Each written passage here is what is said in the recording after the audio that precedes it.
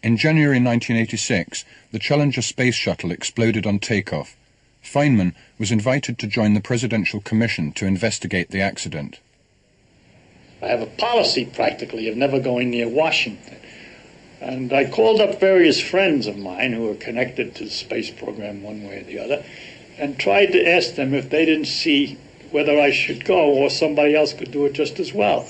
And they both told me, no, you'd ought to do it.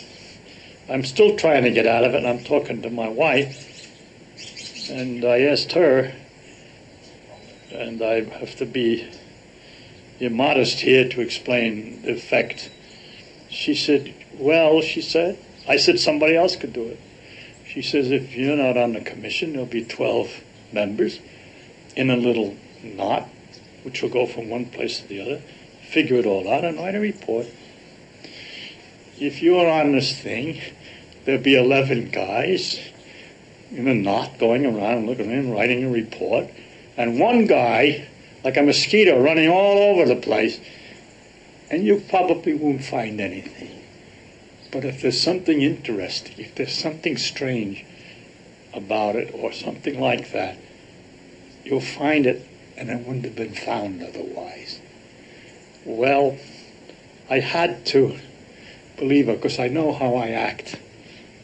I'm an explorer, okay? I get curious about everything, and I want to investigate all kinds of stuff. And so I knew she was right, and that I had no further excuse, because I could make a contribution that not everybody could make. Could be true or untrue. It's a certain... Anyway, she used my lack of modesty to convince me to do it, and I did it.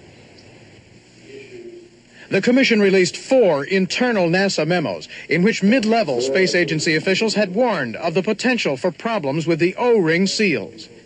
When sections of the solid fuel rocket are joined, the walls fit together like this, and the seal is protected by 2 resilient rubber O-rings meant to prevent burning fuel from escaping out the side of the rocket.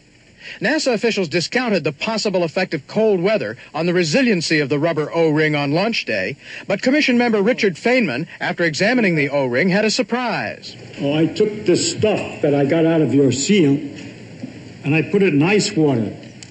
And I discovered that when you put some pressure on it for a while and then undo it, it maintains, it doesn't stretch back, it stays the same dimension. In other words, for a few seconds at least, and more seconds than that, there's no resilience in this particular material when it's at a temperature of 32 degrees. I believe that has some significance for our problem. Dearest Gwyneth and Michelle, this is the first time I have had time to write to you. I miss you and may figure out later how I can get a day off and visit.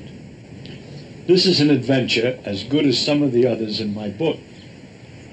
I already smell certain rats that I will not forget because I just love the smell of rats, for it is the spoor of exciting adventure. Tuva or bust. Love, Richard. Chairman William Rogers personally brought the Commission report to the White House this evening. Earlier in the day, he'd been asked about it. It's been a long 4 months. Are you satisfied with your work? Well, satisfaction is not the right word. I think the report is a good, thorough report. But it developed Rogers had barely managed to keep his commission completely united. One prominent member had threatened not to sign the report. That was Richard-Feynman, the Nobel Prize-winning physicist who startled the commission months ago when he dipped an O-ring into his glass of ice water to show that it wouldn't work when it was cold. A NASA analysis had projected that the chance of a shuttle accident was only 1 in 100,000.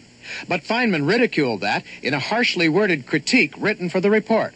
But Chairman Rogers, according to other commissioners, thought Feynman's criticism could be too damaging to NASA, and Rogers said he was going to throw it out of the final report. Late last week, an angry Feynman sent a letter to Rogers, threatening not to sign the report as a matter of conscience. At that point, Rogers and his staff backed down somewhat. They agreed to include a toned-down version of Feynman's critique of NASA in an appendix to the report to be published next month.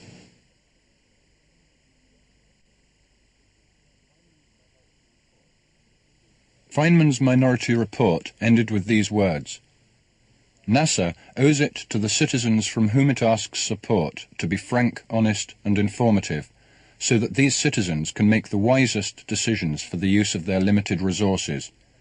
For a successful technology, reality must take precedence over public relations, for nature cannot be fooled. I didn't find out much. I found out later that when I thought I was doing something independently, I was being worked, operated by somebody else who wanted to get something done without involving himself, and so forth. So those guys are clever, you know. I think I'm running around on my own hook, getting a clue here and a clue there, but those clues were just little taps to make me run in the right direction. So I was being had to a certain extent. On the other hand, I enjoyed it. Then it was fun to see what that crazy place is like.